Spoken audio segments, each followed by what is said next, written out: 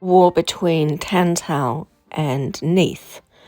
And it's very interesting to note that Plato also described a war between these two places, but he called them Atlantis and Athens. So this is the war between Atlantis and Athens. Tantal had a leader that was a megalomaniac. He decided he was a god and wanted everyone to worship him. Then he decided that the whole world had to worship him, not just the people of Tantal.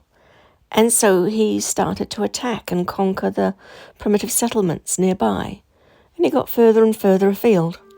This had all gone way too far. As Jupei's forces neared Neith, they were ready. I was one of those in Neith who waited. So there we were, all together, like united siblings, protecting ourselves from a bad parent.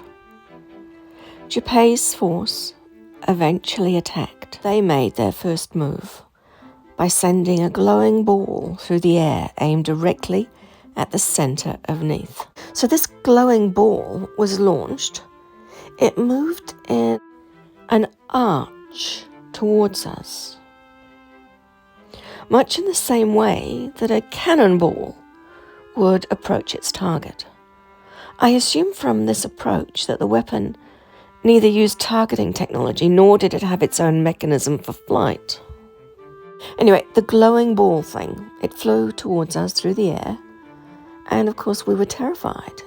Despite the reassurances of Uran, we nevertheless huddled together as we watched, and when it appeared above us, it seemed to just hit something invisible, and it went straight back to where it came from.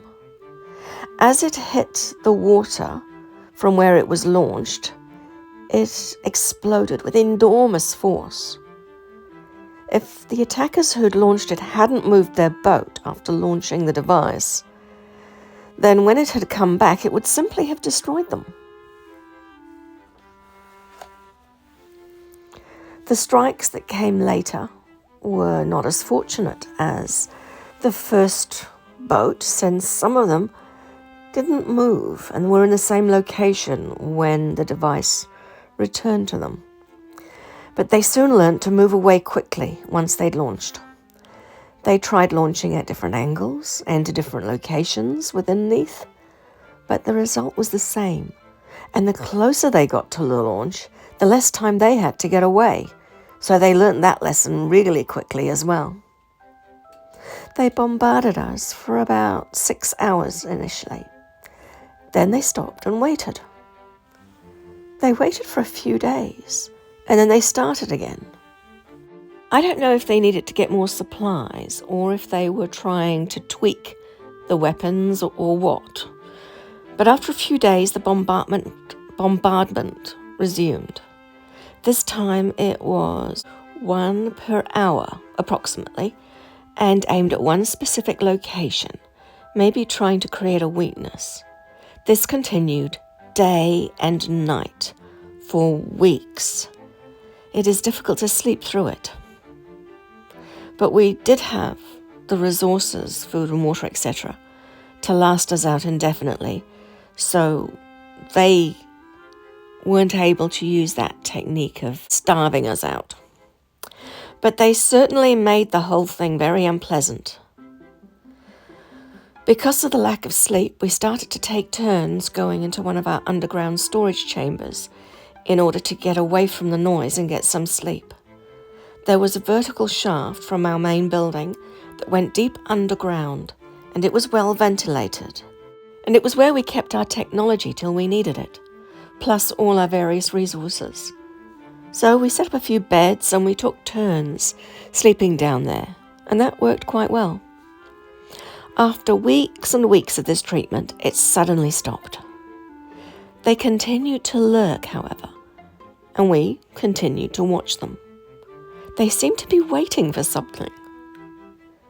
After about a month or so of this lurking, they sent some flying devices over us. But nothing actually happened. I guess they were just sussing us out. One of them got quite brave and tried to get close, but as soon as they reached a certain distance, they couldn't get any closer, no matter how much they tried. And then quite weirdly, it all went very quiet for months. The lurkers were still there, and they would occasionally get replaced by new troops who would just continue to sit there and lurk. But the next attack came from the sky. And to say that it was comical is an understatement. So they arrived in small flying machines, carrying large buckets of a strange sticky substance. There was about 10 of these flying machines, and they each got into a position over the top of us that was equally spaced. And in unison, they dumped their buckets of goo. They clearly did not expect the goo to be returned to them. And so they didn't move. And as they were so close to our boundary at the time, the goo returned to them very quickly. First of all, it splattered as it hit our boundary, then bounced back, retaining its splatter pattern to hit the machines from underneath and wrapping the goo around the whole machine, covering both the participants, the machines, and their propulsion mechanisms. They still had their devices for levitation, so they were still floating there, but they weren't able to go anywhere except by reducing their buoyancy. So they had to get towed by a functional flying machine. It was hilarious to see them limp off. It all went quiet again for a very long time, actually, except for the lurkers. They were constantly there, lurking. We assumed that Junpei was watching remotely, maybe by comm device, rather than in person, because we didn't see him or feel his presence, as we so often joked. Occasionally, they sent a flying device, probably with one of their scientists, over the top of us to prod at our boundary and do the odd test. Uran found this hilarious also. But the rest of us, well, we didn't quite get the joke. It must have been one of his special scientific jokes. Anyway, they kept trying different things, including aiming a very large-looking mirror thing at us. But nothing they tried worked. It took about 5 years or so of intermittent warfare of a variety of different kinds, and of course their visits of curiosity, before Junpei withdrew even what was left of the lurkers. I was told later that Junpei only intended to withdraw temporarily until his scientists found a solution, but other things conspired to prevent that from ever happening. And so Athens essentially beat Atlantis in the War of Junpei.